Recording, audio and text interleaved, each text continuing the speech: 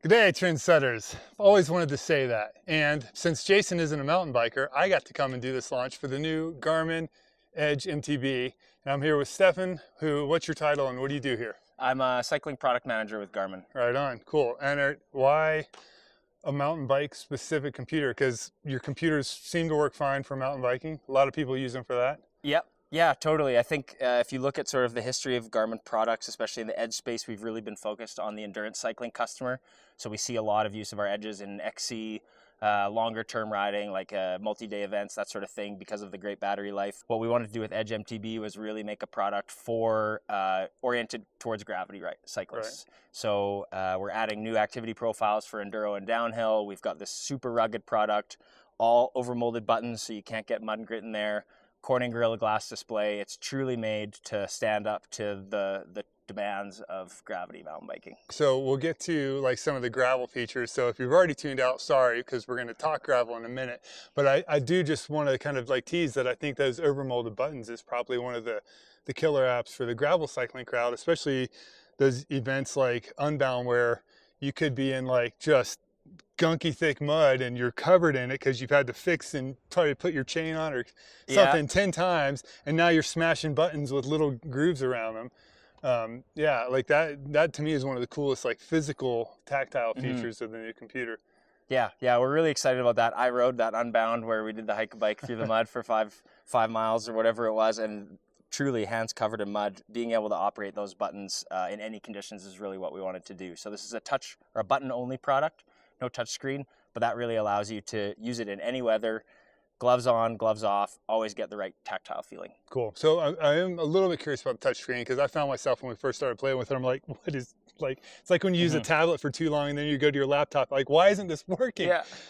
But so why not a touch screen? And then my kind of like follow-up tech question is like, can you not do a touchscreen with that particular Gorilla Glass, or? Really, the purpose was to keep the price down for the consumer. Adding touchscreen means more technology, additional testing, all that sort of stuff. We wanted to make sure that this product was an entry point for customers, potentially who are setting and forgetting activities on their phone, putting them in their back pocket. Maybe they're coming from a wearable. We wanted to make the price point attractive so that you could get into a Garmin computer, use it, and really experience how great the riding is when you actually have a display on your handlebars. And the price point of this is only $399, both US and European. That's right. How about for you Canadians? What's the I actually don't TBD? know. Yeah, whatever the exchange rate is on launch day. Yeah, I think that price is probably a big thing, especially for those downhill groms that are like not going to spend $1,000 on a high zoot GPS computer. But so speaking of that crowd and like the enduro crowd, like let's talk downhill first. Like what are some of those cool features that you guys put in there that are really specific to that target market? Yeah, so first off, anybody that's coming from Garmin background knows that we have a lot of activity profiles. Really, they're meant for setting and running all day, collecting all of your data. When you start to take lifts or shuttles into the account, no longer does your ascent data really reflect what the ride was that you did. And so people like calling you out for cheating. Like, there's no way you climb that fast. Exactly. So in a perfectly straight line. Yeah, so we have the ability to auto detect when you're getting on a shuttle, when you're getting on a lift. It pauses your device and it's doing automatic run calculations and stat tracking based on the descents that you're doing. So truly focused towards downhill, park rats, all those type of people that are doing big descent days but not actually pedaling up. We're giving you accurate data and representing that for the customer. So that's the downhill activity profile. And then we're also introducing a new feature called timing gates. Timing gates is basically a way for riders to set up their own personal locations along a trail, segment it up, and then race themselves and improve over time. So split timing between each point, and on the device you're getting real-time feedback, lap over lap, how you're doing on your run, how you're doing per split based against your best. So you're getting red, green, live view, as well as after your ride stat summary of how you did, where you could do better, and what your optimal run could have been for that day if you'd strung together your best splits. Cool. And then the other unique profile for this computer is enduro. Yeah. What's the key difference between the downhill and the enduro? That's right. So enduro still, that the idea is that you're pedaling up to descend down, really with segmented climbs and descents, much like a big day in an enduro race or out on the mountain at your local trails. So we're offering dedicated screens that summarize your ascent and your descent data per lap. So as you go up and as you go down, it summarizes it, and it also gives you a balance for the day. So you can see, you've climbed 1,500 meters. you've only descended 800, you still have 700 to go before you get to the bottom. That's stats that are really easy to see, and you simply toggle your modes by hitting the lap button on the device. Cool. And out of the box, the way we've been using it here at the launch is you tap a button to tell it, okay, I'm starting the descent, and then at the bottom, okay, I'm starting my climb. But soon they'll be push out an update that'll just kind of allow you to opt into auto detecting climbing or descending. Yeah, much like the downhill profile, we're looking to add the auto detection later this year. All right, let's talk a little bit gravel, and I'm actually going to segue into that with trail forks, which might not make a lot of sense to people, but there's a reason. So this unit comes loaded with trail forks, trail maps. Yep.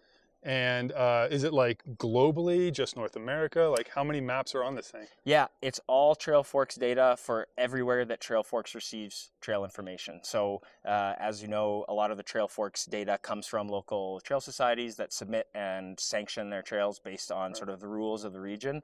All of that comes in with the appropriate trail attributions, difficulty, distance, elevation, and we simply display that. And we get regular updates from Trail Forks, and that's available for free on all devices, and will be constantly updated over time. So you don't need a Trail Forks account or an Outside Plus or any of that That's right. stuff? We took care of it for you. Yeah, that's great. And that's just constantly updated, right? Yep. So as new trails are added, you'll be able to see them on the device. Yep, as Trail Forks provides them to us, we provide periodic updates to the devices. Yeah, that's pretty awesome. I mean, you think about what the annual cost is for that, and just having that data. And I think the other really cool thing you did with that is the fork sight feature. So once you're on the trail, you come to this like junction, and sometimes it's like a little like just like spider web of options, and you're just like, usually I'm pulling out my phone, I'm like trying to figure it out, and with this device, it just literally like changes the screen and gives you a list of what trails you're looking at, which direction each one is, and you can just tell, just glance down, and like, oh, okay, that's the one I wanted. And gives you some of your options, shows you what difficulty they are, distance, what that elevation profile looks like. So if you're looking to rip down, you don't want to be taking a trail that's going to have a climb, a couple corners ahead. So it really gives you the option to navigate, explore some new trails, and find out what's out around you. Cool. And I think that for the gravel cyclist, especially with so many gravel bikes now coming with bigger tires and even suspension forks, that a lot of us are making our gravel bikes these kind of like multi-use, or like trying to underbike some single track. And yeah, it's I think that's just a really cool thing that those people that are getting into that more aggressive gravel, the Grinduro style of gravel, are going to really love that. So you're not picking like a double black by accident on your on your drop bar bike. And you're not going for a gnarly climb on a descent-only trail, because we let you know about that as well. Yeah, for sure. Because, like, I guess if you're coming from pure gravel and you're not used to, like, that trail etiquette, you don't want to be climbing a downhill-only trail. Exactly, yeah. Bad things happen. Yeah. Cool. So what else about this do you think is going to appeal to the gravel cycling crowd? Yeah, I think the fantastic part about this product is it's a compact form factor. It's the lightest edge that we're making right now, and it still has all of the Garmin activity profiles on it. You can do road, you can do indoor, you can run workouts. Not to mention the fact that it's preloaded with all of our Topo Active cycling maps. So you have roads, you have POIs, so gas stations, rest stops, all those sorts of things that a road or a gravel cyclist wants still exists on this device, and you're still getting that as part of the package, in addition to all these new mountain bike features. Cool. And it still works with like the lights and the radar and the other things within that Garmin connected universe? All of the peripherals that you regularly connect to your other devices, your head units and your watches, heart rate straps, power meters, we support it all on this device. Awesome. Let's go ride.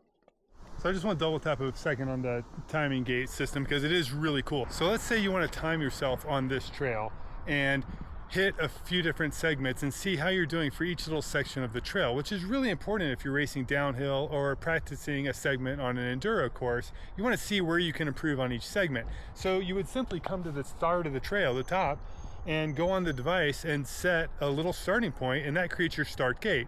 And then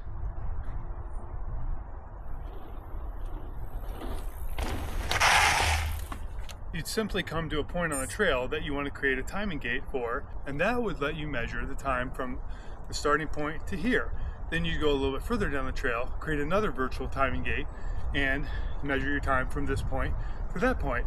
The cool thing is, when you're setting it, you can steer the bike to aim the computer in the direction of the trail, because what it does is it actually creates a 10-foot line going from edge to edge, so that no matter where you cross on the trail, you're cutting this perpendicular line so that you can make sure that you record the time at the point you want, and not in this big general area. So you get these very, very precise time measurements down to like 1/10 of a second. And that's very different than, say, recording for Strava, where everything is in full second increments. So when you're trying to shave off literally 1/10 of a second, this is the tool for that job.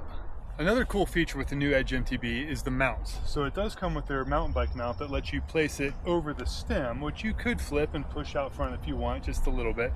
But the idea is to tuck it back over the stem so that it doesn't get completely smashed off the front if you wipe out. But it also comes with a very cool top tube mount that can either strap around the top tube, or if you have bento box mounts, it can bolt into it and tuck it way down completely out of the way. So a lot of gravel bikes have those top tube mounts, and if you're not using a top tube back like I am, you can tuck it down here if you want to just keep things super streamlined and narrow.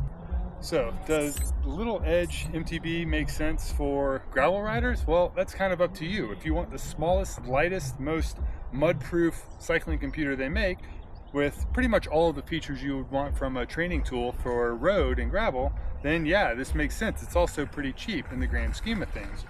The only reason you might not is if you really want touchscreen or you want a bigger display. So for gravel, the timing gate segment can come in handy if you're going to go out and pre-ride a course. Just stop and set timing gates where you want for specific splits, and then come race day, start it again, and you'll be able to see where you are for each split. And if you know what your practice splits were, then you'll know where you were ahead or behind. Unfortunately, you can't go out and run it with a practice and then have it also tell you in real time whether you're above or beyond. But you know, you could tape a piece of paper to your top tube that has all those numbers on it, and then you know. Yeah. If you want all of the details on the new Garmin Edge MTB, head over to gravelcyclist.com. We'll have close-up detail shots, more tech specs, and a full list of everything you can expect out of this little unit, along with a link to it on Garmin's page. So if you like this, hit subscribe. You might see me again sometime, and until then, keep setting trends there, friends.